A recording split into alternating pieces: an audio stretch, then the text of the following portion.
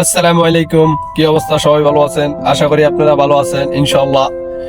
শ্রীলঙ্কার এলপিএল এ কেন্ডির সাথে ডাম্বুলার খেলা হয়েছে ক্রিকেট খেলার দুইটা খেলোয়াড় আমাদের প্রাণপ্রিয় পছন্দের খেলোয়াড় আজকে মাঠে নামছে।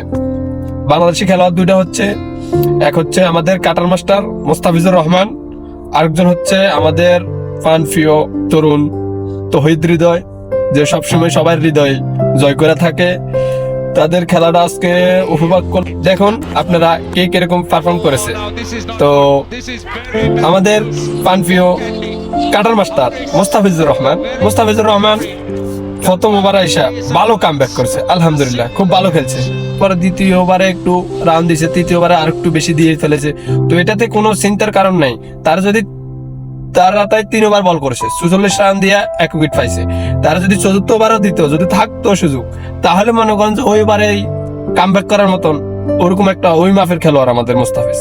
তো সে কিন্তু মনে করেন যে ইনশাআল্লাহ এনি টাইম মনে করেন যে তার নিয়ে কোনো সন্দেহ নেই, তার নিয়ে কিছু বলার নাই। সে ইনশাআল্লাহ কামব্যাক করতে জানে, কিভাবে জানে কামব্যাক করে ফিরে আসা যায়, ঠিক আছে।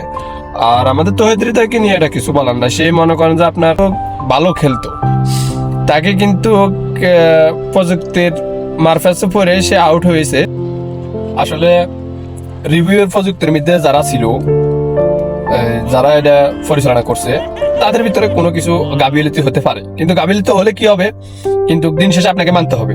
তো এটা নিয়ে বেশি উতাল ফাতাল না করে আমরা কি করতে হবে, আমার প্রাণপ্রিয় ভাইয়ের জন্য দোয়া করবো ইনশাআল্লাহ। সে সামনের ম্যাচে ইনশাআল্লাহ সে দলে 11 জনের ভিতরে থাকবে ইনশাআল্লাহ।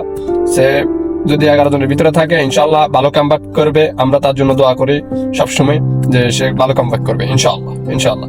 তো সর্বশেষ একটা কথা বলবো, আপনারা যদি আমার কথাগুলো শুনে আমার ভিডিওটা দেখে ভালো লাগে, একটা লাইক করবেন, শেয়ার করবেন, আপনার বিস্তারিত সিদ্ধান্ত কমেন্টে জানাবেন, আর আপনি শেয়ার করবেন যদি পারেন কষ্ট করে।